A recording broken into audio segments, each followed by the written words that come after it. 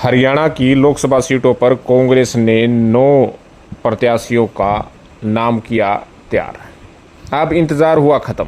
ये इंतज़ार केवल कांग्रेसी नेताओं का नहीं है, बीजेपी के नेता भी इंतज़ार कर रहे हैं कि कांग्रेस पार्टी कब सूची जारी करेगी।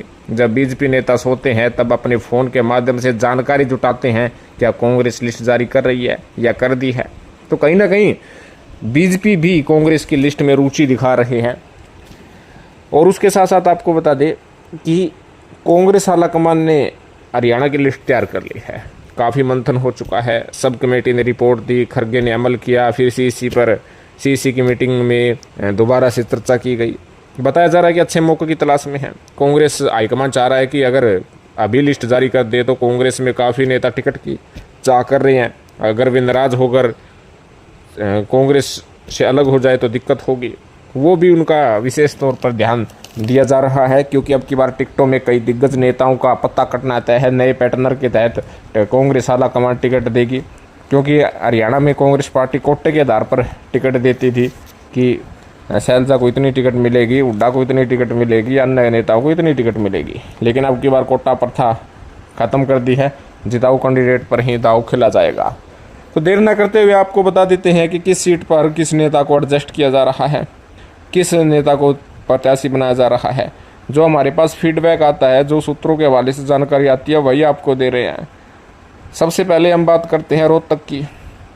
रोहतक के लिए कांग्रेस ने दीपेंद्र सिंह हुड्डा को मोहरा बनाया है, बड़ा सुरमा है। बीजेपी के लिए सबसे बड़ी परेशानी रोहतक ही है। रोहतक एक तरफ और अन्य सीट एक तरफ। जी हाँ, अगली सीट है सिरसा से कुमारी शैलजा का नाम फाइनल है। कोई किसी प्रकार की कोई आपत्ति नहीं है, एक झटके में उनका नाम फाइनल हो गया। सिरसा से कुमारी शैलजा के लिए राह आसान भी है, क्योंकि अगर अम्बाला से चुनाव लड़ती तो हुड्डा खेमा वहाँ पर भारी होता, तो कहीं ना कहीं मुश्किलें शैलजा की बढ़ जाती। लेकिन Sirsa is a normal seat. Ambala की बात करें तो अम्बाला से वरुण मुलाना का नाम फाइनल है। यहाँ पर भी शुरुआत की ही मीटिंग में इनका नाम फाइनल कर दिया था। कोई किसी प्रकार से दिक्कत या घमासान नहीं मचाता। तो अम्बाला से वरुण मुलाना का नाम फाइनल है। इस वक्त वे कांग्रेस पार्टी के विधायक भी हैं और इनके पिताजी फूलचंद मुलाना प्रदेशाध्यक्ष भी रह चुके हैं, मंत्री भी रह चुके हैं। अगली सीट है सोनीपत लोकसभा सीट। सोनीपत सीट ब्राह्मण कोटे की तरफ से दी जा रही है। संभावित प्रत्याशी की बात करें तो मिले फीडबैक के अनुसार सतपाल ब्रह्मचारी is a most popular leader at A time of Sonipat. आपको ये भी बता दें कि सोनीपत से सतपाल ब्रह्मचारी का नाम इस वक्त उम्मीदवारी के तौर पर सबसे आगे है। अगली सीट की बात करें तो यहाँ पर करनाल लोकसभा सीट है। करनाल लोकसभा सीट आपको पता है कि यहाँ पर गठबंधन की भी पेशकश एनसीपी की तरफ से की गई थी। अगर गठबंधन होता तो पहले ही घोषणा हो जाती। कांग्रेस टिकट जो है चर्चा में क्यों लेती। कांग्रेस अपना प्रत्याशी अलग उतारेगी, एनसीपी शायद अपना प्रत्याशी अलग उतारेगी। कांग्रेस की तरफ से यहाँ पर विजेंद्र राठौड़ को राजपूत कोटे के तहत टिकट दी जाएगी। राजपूत के जरिए केवल करनाल ही नहीं, दूसरी सीटों पर भी कांग्रेस पार्टी वोट बैंक खींचना चाहती है। फरीदाबाद की बात करें तो फरीदाबाद पर भी कड़ी टक्कर देखने को मिली थी कि कांग्रेस की उम्मीदवारी में कर्ण दलाल वर्सेस महेंद्र प्रताप का नाम फाइनल एक बार कर दिया था। लेकिन सियासी समीकरण, जातीय समीकरण में, अन्य समीकरणों में महेंद्र प्रताप पीछे खिसक गई। कर्ण दलाल का नाम यहाँ से फाइनल कर दिया। अगली सीट है भिवानी महेंद्रगढ़ पर जहाँ बंशीलाल परिवार अपना दाव खेल रहा था, वहीं हुड्डा गुट भी यहाँ पर देखने को मिला।